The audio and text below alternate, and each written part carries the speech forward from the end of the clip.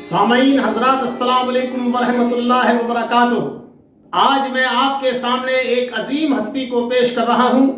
آپ ہیں مولانا حکیم زاہد حسین صاحب، مساوات ترک ویلفیئر ایسوسی ایشن سیف خان سرائے کے صدر ہیں۔ مولانا حکیم زاہد حسین صاحب کی قوم شیخ ترک ہے اور تاتاری النسل ہے۔ آپ کا قبیلہ قدوائی ہے، سیف خان سرائے محلے کے رہنے والے ہیں۔ یہاں قدوائی نسل کے قدوائی قبیلے کے لوگوں کی بہت بڑی تعداد آباد ہے۔ اس کی تاریخ کے سلسلے میں، اس قبیلے کی تاریخ کے سلسلے میں مولانا حکیم زاہد حسین صاحب قوم شیخ ترک تاتاری النسل قبیلہ قدوائی ہی آپ کو بہتر طریقے سے بتا سکیں گے اور بتائیں گے۔ میں حکیم صاحب سے گزارش کرتا ہوں وہ مساوات تحریک پر، ترک تحریک پر اور قدوائی قبیلے پر اپنے خیالات کا اظہار فرمائیں۔ حاضرین اکرام، السلام علیکم ورحمۃ اللہ وبرکاتہ۔ حضرات، آج کا یہ پروگرام مساوات اسلامیہ کے لیے بھرپور یہ پروگرام ہے، اور جو کہا جائے اس کو اچھی طرح سنا جائے اور اس پہ عمل بھی کیا جائے۔ مساوات وہ چیز ہے کہ نبی کریم سرور کونین صلی اللہ تعالی علیہ وسلم نے مساوات کے بارے میں بار بار ذکر فرمایا اور لوگوں کو اللہ کے لیے بتاتے رہے اور اللہ کی وحدانیت کو وہ پہچنواتے رہے۔ تو نبی کریم سرور کونین صلی اللہ تعالی علیہ وسلم نے مساوات کو سب سے اہم درجہ دیا۔ ایسے ہی مساوات اور مساوات اسلامیہ صرف اسلام میں ہی مساوات کا ذکر ہے اور مساوات اسلام میں ہی ہے۔ اس کے علاوہ مساوات کا کوئی ذکر نہیں ہوتا ہے، نہ کوئی مساوات ایک اسلام اور اسلام کے ماننے والوں کے علاوہ کوئی تحریک مساوات چلاتا ہی نہیں ہے۔ اور مساوات اتنی بہترین چیز ہے کہ اگر لوگ مساوات کو سمجھ لیں، نبی کریم صلی اللہ تعالی علیہ وسلم کے قول و فعل پر عمل کر لیں، تو ان کو کوئی مات دینے والا دنیا میں پیدا ہوا ہی نہیں ہے۔ اللہ کی مدد ان کے ساتھ ہوتی ہے، اللہ والوں کی مدد ان کے ساتھ ہوتی ہے، اللہ کے رسول کی مدد ان کے ساتھ ہوتی ہے، اللہ کے رسول صلی اللہ علیہ وسلم کی اس میں محبت بھی ہے، اللہ کی رضا بھی ہے۔ مساوات تو اللہ کی رضا، اللہ اور اس کے رسول کی رضا کے لیے تحریک مساوات کا ایمان والوں کے لیے چلانا ضروری اور دیکھنے اور سننے والوں کے لیے عمل کرنا بہت ضروری ہے۔ اب جیسا کہ ہمارے ابھی الگ الگ قبائل ہیں، اس پر تاریخ فاتح عالم جیسے ہمارے حکیم شہاب الدین غوری صاحب نے، جو علی گڑھ طبیہ کالج سے فارغ بھی ہے، مسلم یونیورسٹی وغیرہ سے۔ دوسری چیز، انہوں نے ایک ایسی مدلدل کتاب جو بہت ساری سینکڑوں کی تعداد میں نے بھی اس کتاب کو پڑھا، فاتح عالم کو، جو سینکڑوں کی تعداد میں وہ تاریخ ہے جو کہ میں ان کو کبھی نہ میری نظر کے نیچے سے گزری تھی، نہ میں نے کبھی ان کا مطالعہ کیا تھا، نہ میں نے کبھی ان کا نام سنا تھا۔ ان تاریخوں کو اس اپنی فاتح عالم ترکوں کا انجام کے نام سے جو کتاب لکھی ہے، اس میں ان سینکڑوں تواریخوں کے حوالے اور ان حوالوں کے ساتھ ثبوت پیش کیے ہیں مساوات کے ذکر پر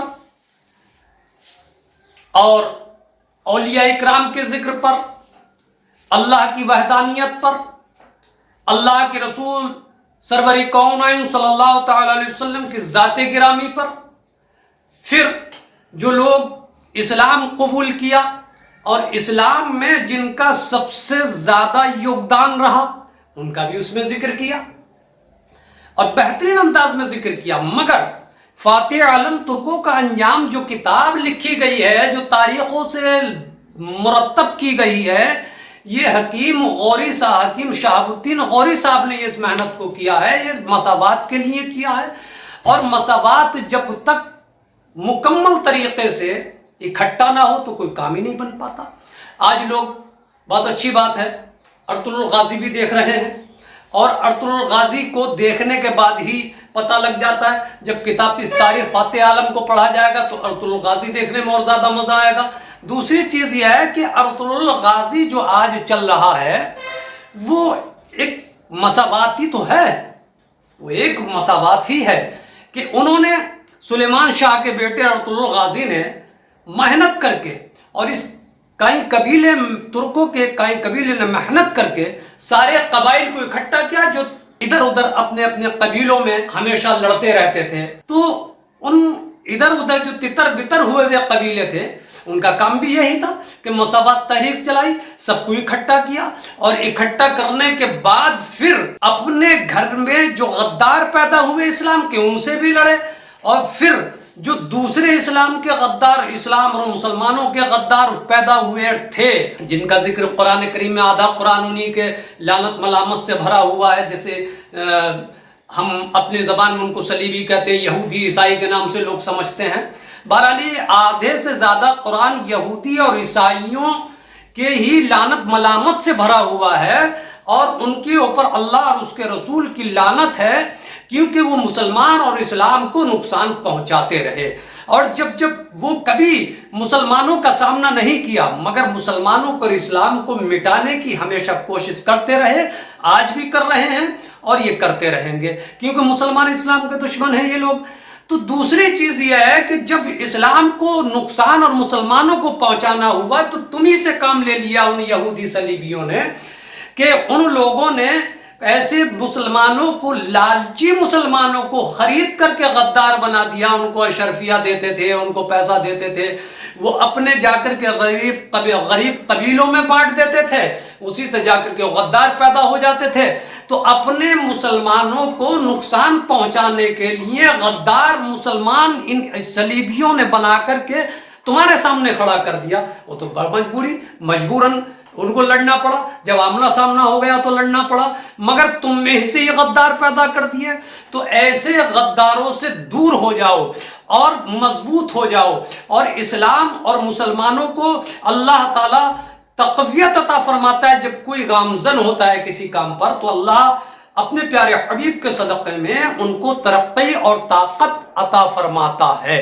جب ایسا کوئی معاملہ ہوا تو مسلمانوں کو اللہ تعالیٰ نے ایک چھوٹے سے دستے کو 313 مسلمان ایمان والے میرے آقا نبی کریم صلی اللہ تعالی علیہ وسلم کے ساتھ میں مدینہ منورہ سے کچھ دوری پر اسلام کی پہلی جنگ بدر 313 تھے. ان کی تعداد تگنی تھی مگر اللہ کی وہ مدد کہ ہمارے اس ٹائم 313 مسلمانوں کے پاس میں صحیح معنوں میں ہتھیار بھی نہیں تھے، مگر جب اسلام اور مسلمان کو سمجھو گے تو اللہ تعالیٰ تم کو طاقت عطا کر دے اور تم کو ایک کو ہزاروں پر بھاری کر دے گا. جیسے سرکار خالد بن ولید رضی اللہ تعالیٰ اجمعین 7 لاکھ کے مجمع میں کھڑے ہو کر کے اور کہتے تھے کہ میں مسلمان ہوں، میں نہیں ڈرتا. تو جہاں پر 7 لاکھ یہودی میٹنگ کر رہے ہوں اسلام اور مسلمانوں کے خلاف، کون سی جگہ تھی؟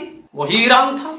میٹنگ ہو رہی تھی مگر پہنچ گئے سرکار اور جانے کے بعد میں بیٹھ گئے. جب وہاں پوپ نے بولنا شروع کیا انہوں نے کہا، زبان لرزنے لگی. بادشاہ بولا کیوں لرز رہی ہے، کیا بات ہے؟ میں نے تو آپ کو بہت بولتا دیکھا ہے. پتہ نہیں، ایسا لگتا ہے کہ کوئی مسلمان بیٹھا ہوا ہے.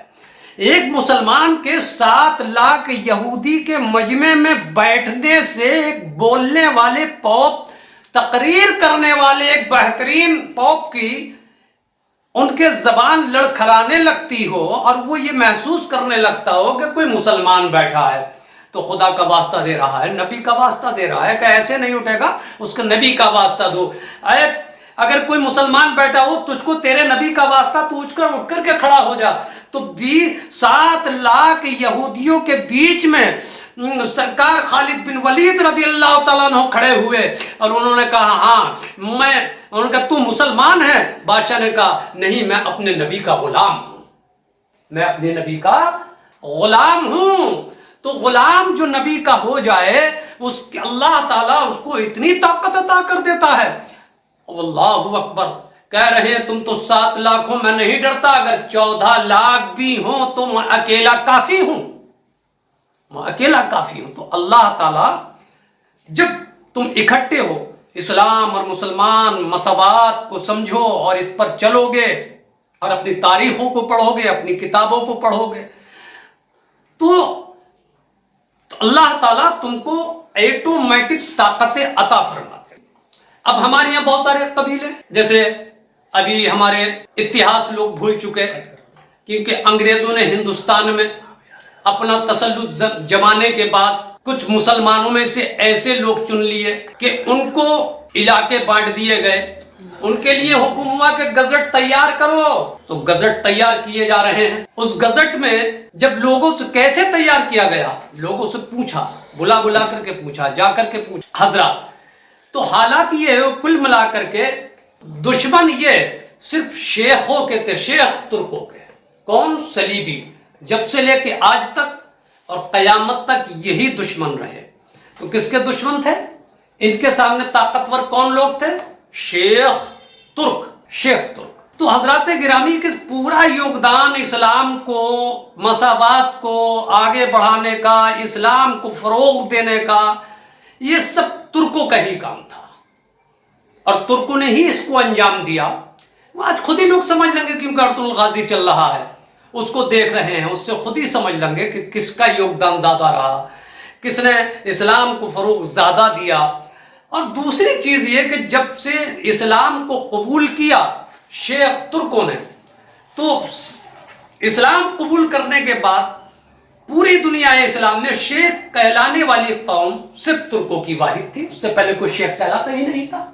मुसलमान जितने भी यहाँ पर आए हैं, आने के बाद में जो भी उनके काम थे, कारोबार थे, जैसे शेख खैयात, तो शेख खैयात आज इदरीसी भी कहलाते हैं, दर्जी भी कहलाते हैं, मगर शेख खैयात ये सब तुर्की लोग हैं और ये लोग तुर्क हैं। दूसरी चीज, जो लोग अंसारी कहलाते हैं, इन सलीबियों ने, अंग्रेजों ने अपने गजट में, क्योंकि इनका मकसद ये था कि तुर्कों से हमने इस घर को, हिंदुस्तान को, भारत को छीना है।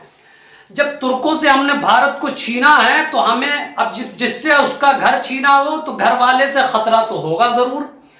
तो खतरे की बुनियाद पर इन्होंने ये सोचना शुरू किया कि शेख तुर्कों को और तुर्किस्तान को दुनिया के नक्शे से मिटा दिया जाए। इसी तरह से जुल्म करना शुरू किया हिंदुस्तान के रहने वाले शेख तुर्कों पर, और ऐसा जुल्म किया कि उनको पकड़ पकड़ करके मारा जा रहा था।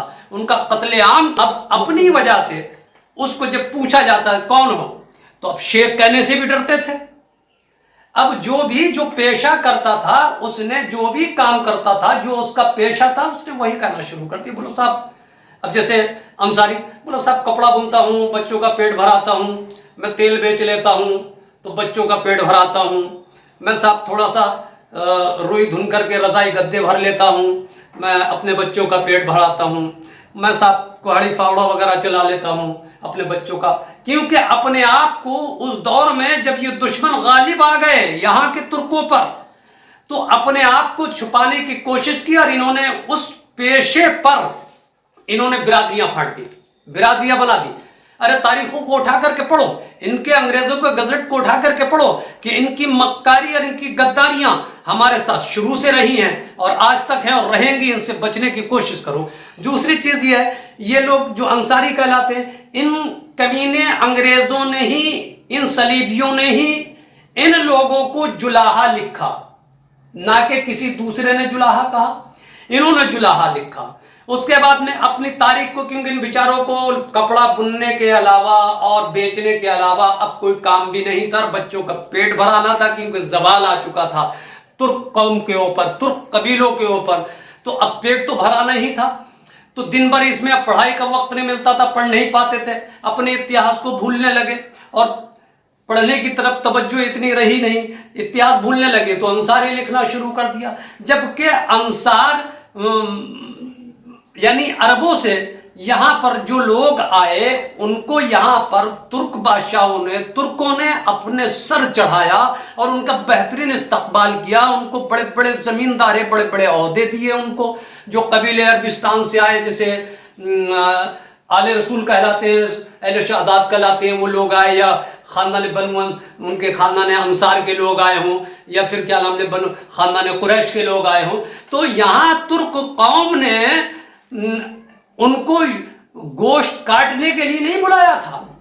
گوشت کاٹنے کا کام تو خود ترک کرتے تھے، زمین کھودنے کا کام خود ترک کرتے تھے، کپڑا بننے کا کام خود ترک کرتے تھے، ہر کام ترک لوگ کرتے تھے، تلوار والا خود کرتے تھے، جو جتنے بھی کام تھے سب کرتے. تبھی اتنے لمبے اقتدار کو یہاں پر چلا لے گا جس میں 800 برس یہاں پر ہندوستان پر حکومت کی اور گامزن رہے ترک لوگ. اب ترک کون ترک؟ تو تتاری النسل ترک ہیں، سب ان کی حکومت 800 برس ہندوستان پر رہی. تو حضرات گرامی ان قبیلوں کو جتنے بھی جو بھی جن کے پیشے تھے اس پر ان قبیلوں کو بانٹ دیا گیا، اور یہ پیشوں میں بانٹنے کے بعد میں یہ برادریاں ان انگریزوں نے ان صلیبیوں نے یہ برادروں میں بانٹ دیا تاکہ مسلمانوں کو اور ترکوں کو کمزور کر دیا جائے. جب تک ترک کمزور نہیں ہوں گے، جب تک اقتدار کو ہم صحیح معنوں میں بیٹھ کر کے نہیں چلا سکتے ہیں، اور اقتدار کو ہم جبھی صحیح چلا سکتے ہیں جب ان مسلمان ترکوں میں کاٹ پھانس کر دی جائے گی اور ان میں اونچ نیچ اور چھوت چھات پیدا کر دی جائے گی.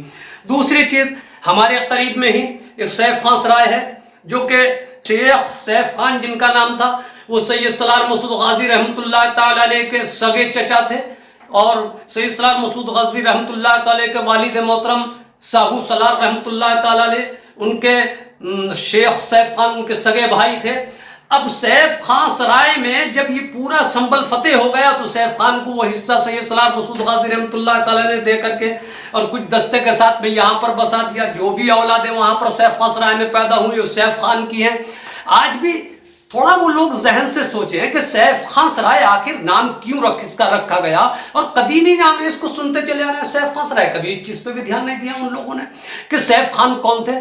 سیف خان آج سن لیں وہ لوگ بھی کہ سیف خان سے شیخ سیف خان جو تھے وہ سید سالار مسعود غازی رحمۃ اللہ تعالی علیہ کے سگے چچا تھے، اور ساہو سالار رحمۃ اللہ تعالی علیہ کے سگے بھائی تھے، اور ساہو سالار رحمۃ اللہ تعالی علیہ سید سالار مسعود غازی رحمۃ اللہ تعالی علیہ کے والد محترم تھے. تو حضرات گرامی اب یہ ان کی اولاد سیف خان سرائے میں ہے. تو یہ شیخ سیف خان جو تھے ایک اعلیٰ دماغ انجینئر تھے. یہ ایسی بٹالین 1 لاکھ فوج کے یہ سردار بھی تھے. تو ایک ایسی بٹالین کو یہ اپنے ساتھ رکھتے تھے کہ بہت تیزی کے ساتھ میں جو بحری راستے ہوتے تھے، جنگل کے راستے ہوتے تھے، اوپر کھابڑ راستے ہوتے تھے، دلدلی راستے ہوتے تھے، فوج وہاں پھنس چکی ہوتی تھی، فوج وہاں سے نکل نہیں پاتی تھی. تو ایسے اعلیٰ دماغ انجینئر تھے یہ شیخ سیف خان کہ وہ بہت تیزی کے ساتھ اپنی اس بٹالین سے یعنی بٹالین جنگ میں لڑتی بھی تھی اور فوج کو نکالنے کا اعلیٰ کام بھی کرتی تھی یہ فوج. تو اعلیٰ انجینئر تھے شیخ سیف خان. تو سیف خان سرائے میں ساری اولادیں. حیرت ہوتی ہے کہ آج وہ ایک ترک کی اولاد ہو کر کے، ایک ترک زادے ہو کر کے اپنے آپ کو بھولے بیٹھے ہیں، قدیہ کلوا رہے ہیں. ارے قائد تھے وہ پوری 1 لاکھ فوج کے، قائد اعظم تھے، قائد سے قدیہ ہو گئے، قدیہ کہلانے لگے. تو اپنے اتحاد کو جیسے آج ہمارے یہاں پر کچھ لوگ جھوجے کہلاتے ہیں، مگر جھوجے نہیں، وہ جوجی خاں کی اولادیں ہیں تو جوجی کہلانے چاہیے تھے، مگر یہ نام ہی بگاڑ دیا، ان کو جھوجے کہنے لگے. جھوجے نہیں. جیسے ابھی ہمارے دیپ اسرائے میں کچھ پوری دیپ اسرائے ہمارے ترکوں کی ہے، تو ترکی زبان میں وہاں پر جو علماء ہوتے تھے، پڑھے لکھے لوگ ہوتے تھے، تو عزت باوقار جو لوگ ہوتے تھے تو ان کو عزت کے ساتھ خوجہ کہا جاتا تھا. تو اب یہاں آنے کے بعد میں یہاں پر ان کو خوجہ کہا جا رہا ہے.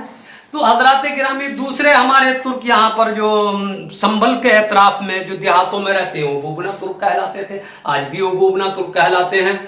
مگر یہ سیف خان کی اولادیں جو سید سالار مسعود غازی رحمۃ اللہ تعالی علیہ کے سگے چچا کی اولاد ہیں، وہ اپنے آپ کو آج تعجب یہ ہوتا ہے کہ وہ رائن کہلوانے کے لیے جا رہے ہیں، رائن کہلوا رہے ہیں.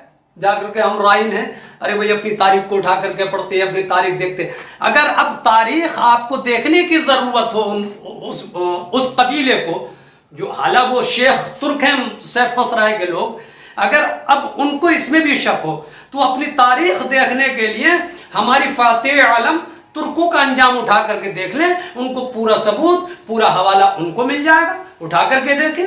اچھا ان کے ترک ہونے سے سیف خان سرائے والے جو قبیلہ کے لوگ ہیں قبیلے کے، کبھی بھی دیپا سرائے والوں نے ترکوں نے کبھی جو آج تک ترک کہلاتے کبھی بھی انہوں نے انکار نہیں کیا کہ ہم سیف خان سرائے والوں کو ترک ہونے کا انکار کیا ہو، کبھی کوئی انکار نہیں کیا، ترک بتاتے ہی رہے اور اونچی ذات میں آتے ہیں اور ان کا ریزرویشن ہے بھی نہیں۔ دوسری چیز یہ کہ میں نے اب سے پہلے ایک بہت پرانے ایک آدمی تھے، ان کا ایک رجسٹر تھا نکاح کا رجسٹر، نکاح پڑھاتے تھے، ان کے رجسٹر میں نہ قضیہ لکھا ہوا نہ شیخ عربی، ان کے رجسٹر میں صرف شیخ فلا لکھا ہوا ہے، آج سے پہلے ان کے رجسٹروں میں، وہ بھی ہم نے دیکھا ہے، اسی کو اٹھا کر دیکھ لیں شیخ کہلاتے ہیں۔ اور شیخ کہلانے والی جو قوم ہے وہ ترکوں کی ہے۔ وما علینا الا البلاغ وآخر دعوانا الحمد للہ رب العالمین۔ السلام علیکم ورحمۃ اللہ وبرکاتہ۔